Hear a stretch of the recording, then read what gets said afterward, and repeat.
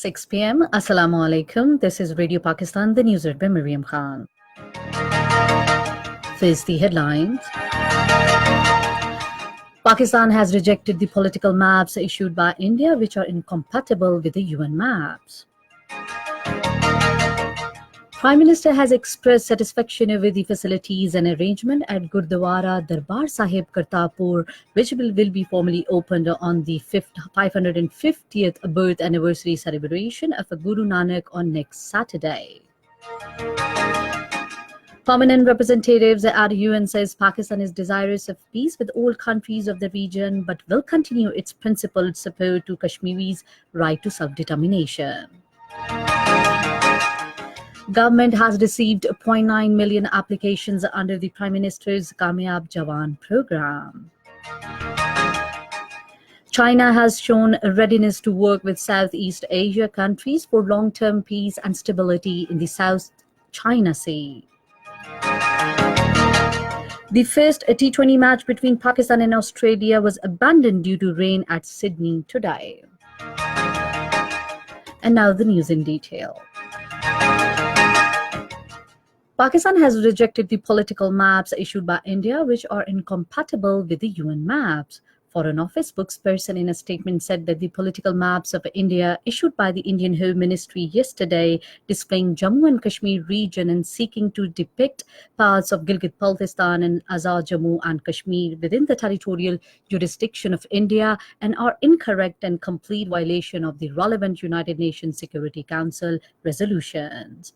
The spokesperson reiterated that no step by India can change the disputed status of Jammu and Kashmir recognized by the United Nations. Prime Minister Imran Khan has expressed satisfaction over the facilities and arrangement to welcome Sikh pilgrims at Gurdwara Darbar Sahib Kartarpur. He was chairing a meeting to review arrangements regarding inauguration of Kartarpur corridor in Islamabad today.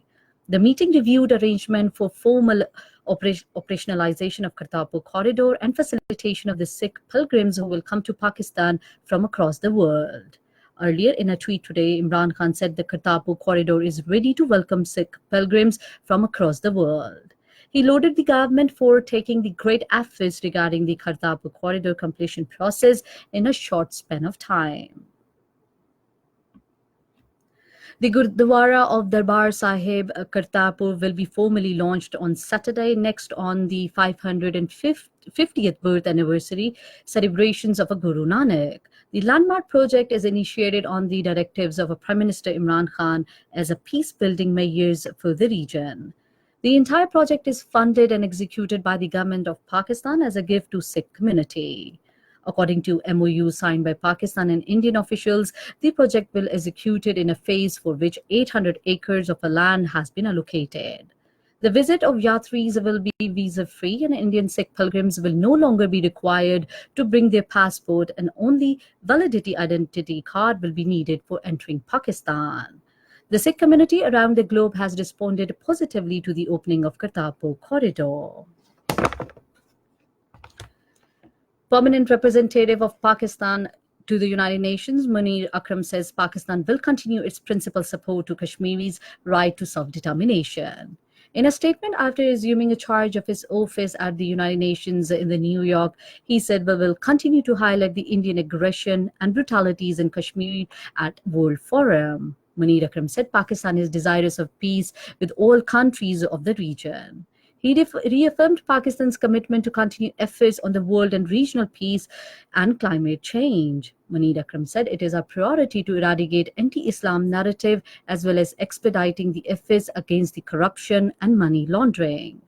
He said Pakistan is currently facing numerous challenges which can be positively turned into opportunities.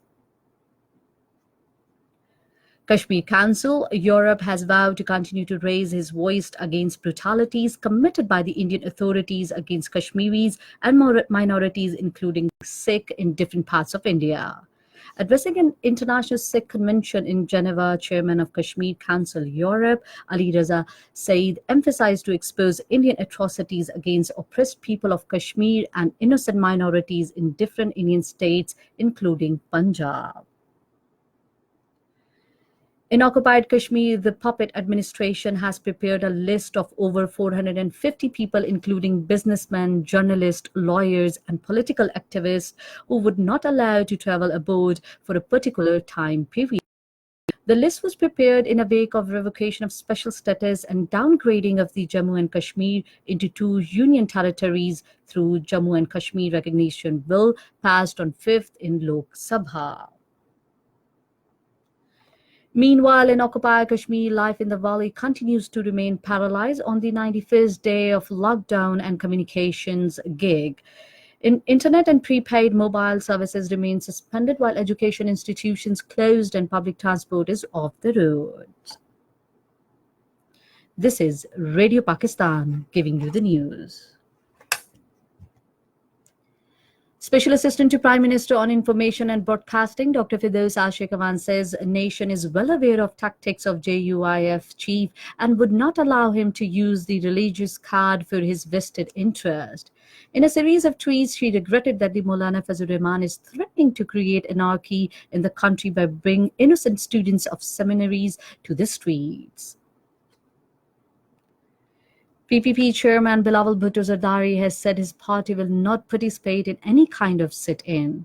Talking to media in Bahawalpur today, he said that the decision to stay away from sit-in can be reviewed by the party's core committee. Prime Minister Youth Affairs Program's Kamyab Jawan program has received around 0.9 million applications for youth entrepreneurship scheme within 2 weeks. An official told APP that the youth showed immense interest in the loan scheme, that on daily basis 50,000 to 100,000 applications are being received, which shows the success of initiative. He said that through this program, the government has created opportunities to open the doors of socio-economic empowerment of youth. Special Assistant to Prime Minister on Health, Dr. Zafar Mirza, says the federal government had planned to introduce auto-disabled syringes next year for reducing infection and diseases caused by repeated use of syringes.